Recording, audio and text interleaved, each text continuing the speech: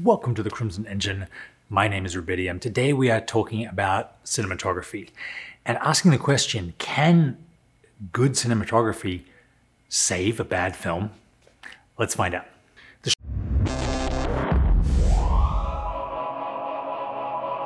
short answer is no. There are plenty of terrible, unwatchable films out there with pretty decent cinematography.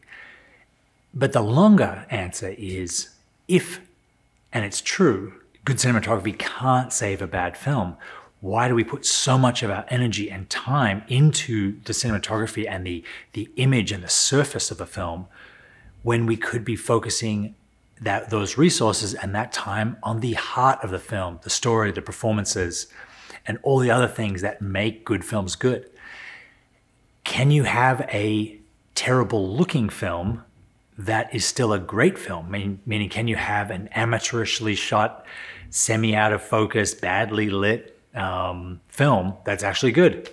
You can, yes. I remember seeing 𝙁in the cinemas that was shot in black and white, Super 16, without many lights, thinking it was an amazing movie. And it launched the career of Darren Aronofsky and also his cinematographer, who went on to go and shoot Iron Man, a whole bunch of big blockbuster and independent films. I think part of the answer of why we obsess about cinematography, even though it can't make a bad film good, is that a lot of people come from commercials where cinematography is usually all you have. The shot choice and the way things are lit and the blocking is the only influence we have as directors and filmmakers, because the script is already set in stone by the agency. It's usually already cast, and the whole thing is gonna be over in 30 seconds anyway. So we just get very minutiaed into how these spots look.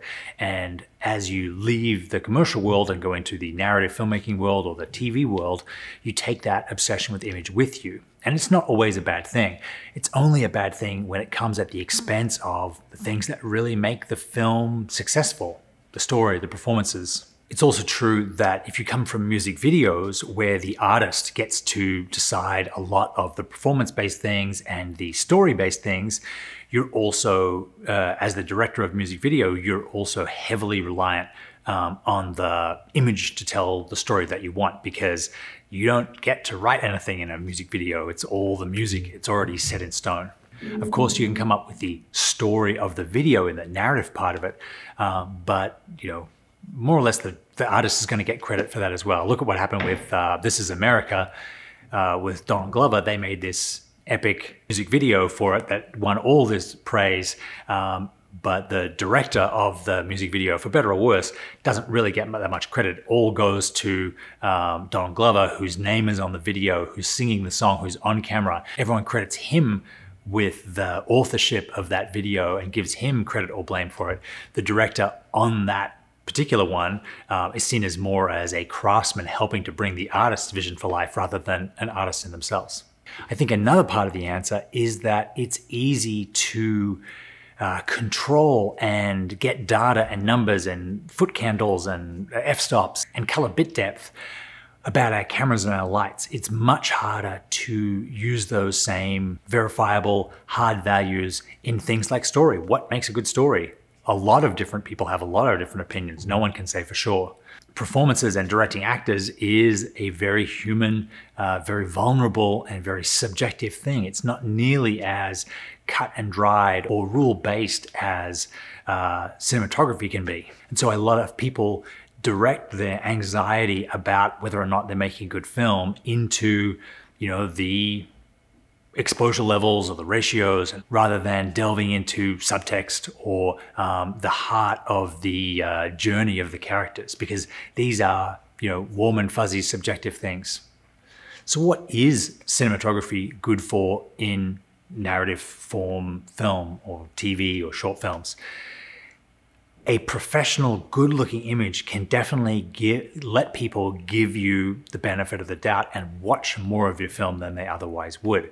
If, on the other hand, you have something that has a great story and great performances, but it's out of focus or badly colored or amateurishly shot, you probably won't get people giving it enough time to get into the story. You need, just like the camera you shoot on, the professionalism and the expression of your cinematography is going to give people an indication that you took this seriously, that you hired professionals, that you know what you're doing.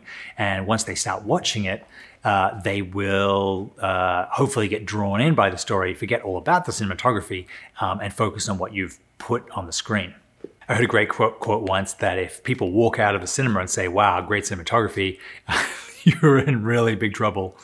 Because to notice the beauty of the images in a lot of ways, or the effectiveness of the shot choice, you have to be pulled out of the story by bad filmmaking, and then you're just relying on the form rather than the heart of what's in front of you. It's kind of like these YouTube videos. If it was just me on an iPhone against a white wall with blown out highlights and crushed blacks and lots of noise, I would have to work that much harder to come up with something worth saying.